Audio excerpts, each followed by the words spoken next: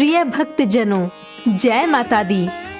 वैष्णो माता के प्रिय भक्तों के लिए आज हम उनसे जुड़ी एक विशेष कहानी लेकर आए हैं। माता वैष्णो देवी तीर्थ से जुड़ी कहानियों में से पंडित श्रीधर की कहानी सबसे प्रचलित है।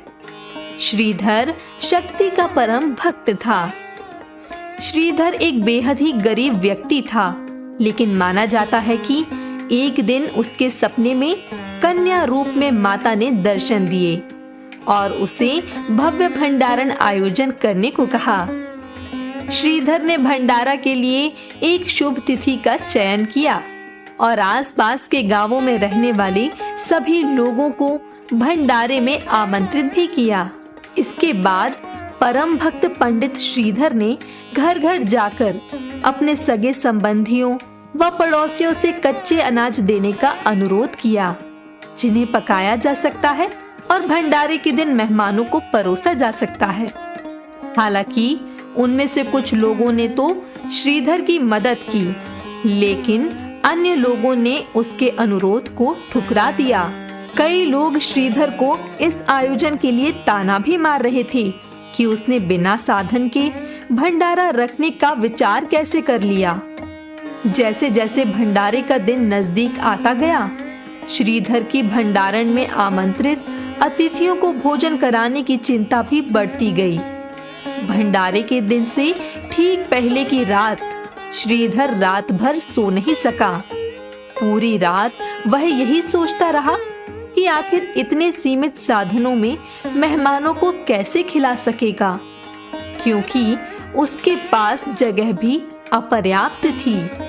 सुबह तक जब उसकी समस्या का कोई समाधान नहीं निकल सका, तो वह सब कुछ अपने भाग्य पर छोड़कर परिस्थिति का सामना करने के लिए तैयार हो गया। वह भंडारण से पहले अपनी झोपड़ी के बाहर पूजा के लिए बैठ गया और दोपहर होते ही सभी मेहमान आने लगे। श्रीधर को पूजा में बैठा देख मेहमान जहां जगह मिली वहीं बैठ गए। देखते ही देखते श्रीधर की छोटी सी झोपड़ी के अंदर बहुत बड़ी संख्या में मेहमान आराम से आ गए और कुछ जगह खाली भी बच गई। जब पूजा समाप्त हुई तो श्रीधर ने चारों ओर देखा कि बड़ी संख्या में मेहमान आए हुए हैं। वो सोच में पड़ गया कि आखिर मेहमानों को कैसे बताए कि वह उन्हें खाना नहीं खिला सकेगा। तो उसने देखा कि माँ वैष्णवी अपनी झोपड़ी से बाहर आ रही हैं। देवी वैष्णवी की कृपा से सभी मेहमानों को अपनी पसंद का भोजन दिया गया और भंडारे में आमंत्रित गुरु गोरखनाथ के एक शिष्य भैरव द्वारा की गई कुछ समस्याओं के बावजूद भी भंडारा बहुत सफल रहा। भंडारे के बाद श्रीधर देवी वैष्णवी की शक्तियों के रहस्य की तह तक जाने के लिए उत्सुक था। उसने देवी वैष्णवी से भंडारे वाले दिन की रहस्यमयी घटनाओं के बारे में जानना चाहा, लेकिन तब तक देवी वैष्णवी वहां से चली गई थी।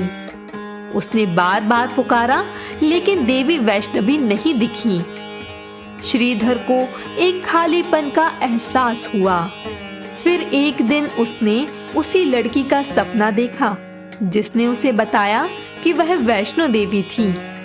देवी ने उसे अपनी गुफा के दर्शन कराए और उसे 4 पुत्रों का वरदान भी दिया। श्रीधर एक बार फिर खुश होकर गुफा की खोज में निकल पड़ा और इसे पाकर उसने अपना शेष जीवन उनकी पूजा में बिताने का फैसला किया। जल्द ही पवित्र गुफा की प्रसिद्धि चारों ओर फैल गई और देखते ही देखते बड़ी संख्या में भक्त माता वैष्णो देवी के दर्शन के लिए आने लगे।